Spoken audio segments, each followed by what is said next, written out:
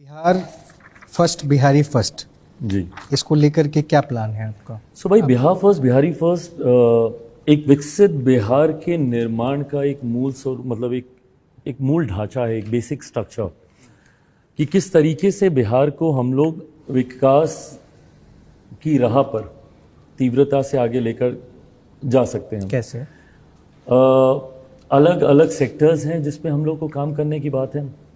जैसे शिक्षा में क्या क्या सुधार, रोजगार को लेकर डिटेल्ड मैंने इसमें पूरी जानकारी दी है अपने विजन डॉक्यूमेंट में। अब जैसे आईटी जॉब्स, आईटी सेक्टर्स हैं, जब तक आप निवेशकों को हमारे राज्य में आप बुलाएंगे नहीं, जब तक निवेशक निवेश नहीं करेगा, आप इंफ्रास्ट्रक्चरल डेवलपमेंट्स वहाँ पे आप नहीं कर सकते। मैं बाकी राज्यों में देखता हूँ, वहाँ के मुख्यमंत्री इन्वेस्टर्स समिट करते हैं, निवेशकों को बुलाते हैं। मुझे नहीं याद कि आखिरी बार मेरे मुख्यमंत्री ने कब ऐसे इन्वेस्टर्स समिट किए हों। ना सिर्फ निवेशकों को बुलाना, बल्कि वहाँ पे उनको ईज ऑफ बिजनेस देना, सिंगल विंडो क्लियरेंसेज उनको प्रोवाइड करना, ये तमाम चैनल हैं जिनको आपको ऑप्ट करना होगा इंफ्रास्ट्रक्चर वहाँ पे लाने के लिए, जो नहीं किए जाते अभी तक। आप वहाँ पे अगर आप हमारे राज्य में अगर आप लैंड रिफॉर्म्स देखेंगे, ऐसे हैं भाई, मतलब इंसान की इच्छा शक्ति दम तोड़ दे पर आपको वहाँ पे ज़मीन नहीं मिलेगी। कोई आके वहाँ पे अगर होटल खड़ा करना चाहता है, फैक्ट्री खड़ा करना चाहता है। मैं एक छोटा सा एग्जांपल अपनी लोकसभा का देता हूँ। वहाँ पे मैं केंद्रीय विद्यालय खुलवाना चाहता था, केंद्र सरकार की योजना है, मेरे मुख्यमंत्री ने साफ मना कर दिया कि बिहार सरकार आपको उसके लिए ज़मीन नहीं देगी। शिक्षा से जुड़ा हुआ ये है, केंद्र सरकार की योजना है, आपकी लागत भी नहीं है, आपको सिर्फ ज़मीन प्रोवाइड करनी है, जो मुख्यमंत्री ने नहीं दी। अंतोगत्वा मेरी लोकसभा में रेलवे की ज़मीन थी, उस वक्त की HRD मंत्री, अब तो एजुकेशन मिनिस्टर हैं, उनको स्मृति ईरानी जी थी उस वक्त।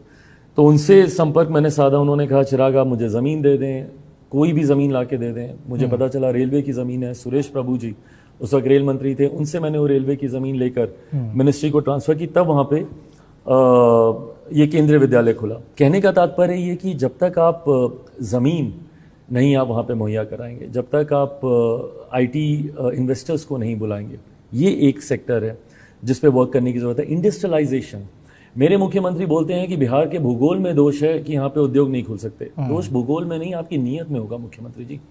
आप चाहेंगे, वहाँ पे चालू पड़ी मिलें बंद हैं आज की तारीख में, पेपर मिल हो, ये शुगर मिल हो, कितनी ऐसी मिलें थी जो कि चल रही थी, क्यों नहीं उनको वायबल प्रोजेक्ट्स बनाया जा सकता? अगर आप उस पर एक यंग रिसर्चर्स की अगर आप टीम, यंग ब्रेन्स की अगर आप टीम वहाँ पे बैठाएं, उन चीज़ों को दोबारा से चालू कराया जा सकता है। कृषि प्रधान प्रदेश है मेरा, क्यों नहीं इस पे सोच लगाई जा सकती कि ऐसे फूड प्रोसेसिंग यूनिट्स को वहाँ पे एस्टैब्लिश किया जाए? अब जैसे हाजीपुर है, केला वहाँ से आता है, भाई वही केला डाउन साउथ जाते जाते केले के चिप्स में कन्वर्ट हो जाता है और उसकी पैकेजिंग प्रोसेसिंग हो जाती है, उसके दाम बढ़ जाते हैं, पर उसका लाभ मेरे तो किसानों को नहीं मिलता ना। तो ये पर कैपिटा इनकम किसानों की कैसे बढ़े, वहाँ पे आम बिहारियों की कैसे बढ़े, रेवेन्यू जनरेशन कैसे हो। आप शराबबंदी का कानून लाए, बहुत अच्छी बात है, बट उससे जो आपको रेवेन्यू में लॉस हुआ, खैर लॉस तो खैर क्या ही हुआ, एक पैरेलल इकोनॉमी खड़ी हो गई, शराब मिलनी बंद तो नहीं हुई है वहाँ पे, पैरेलल इकोनॉमी खड़ी होगी, इसका पैसा किसकी जेब में जा रहा है, दैट इज सेकेंडरी। बट जो ऑफिशियल रेवेन्यू का लॉस हुआ, उसको कंपनसेट करने के लिए आपने क्या क्या माध्यम का आपने इस्तेमाल किया, उस पर हम लोग को वर्क करने की हम लोग को ज़रूरत है। हम लोगों को जो परमानेंट प्रॉब्लम्स हमारे स्टेट की हैं, जिसपे हर साल रिकरिंग कॉस्ट आती है, बाढ़, मैं कोई भविष्यवक्ता नहीं हूँ, बट आज छोड़ दीजिए, मैं 2024 की भविष्यवाणी में आज से ही करता हूँ कि जून जुलाई के महीने में फिर बिहार में पानी आएगा, बाढ़ आएगी, कटाव के माध्यम से वो घर घर जाएगा। अब हर साल तटबंधों के निर्माण में हज़ारों करोड़ रुपया खर्च किया जाता है, और एक बरसात का पानी कटाव के माध्यम से घरों गाँव में खेतों में पानी घुसने लग जाता है। क्यों? भ्रष्टाचार है कहीं पे। Permanent solution to the problem of floods, drought, आधा बिहार बाढ़ से प्रभावित रहता है, आधा सुखाड़ से प्रभावित रहता है। वो चैनल्स बनाना, वो कैनाल्स बनाना, पानी को डाइवर्ट करके ऐसे इलाकों से जहाँ पे ज़्यादा बाढ़ का पानी है उनको सुखाड़ के इलाकों में लेके जाना, इंटरलिंकिंग ऑफ द रिवर्स के प्रोजेक्ट पे काम करना, ये कुछ ऐसी चीज़ें हैं जिसको आज भी मेरे बच्चे भाई कोटा जाते हैं पढ़ाई करने में। अब कोटा में पढ़ने वाला बिहारी, पढ़ाने वाला बिहारी, अधिकांश शैक्षिक संस्थानों के मालिक वहाँ पे बिहारी, पर व्यवस्था राजस्थानी।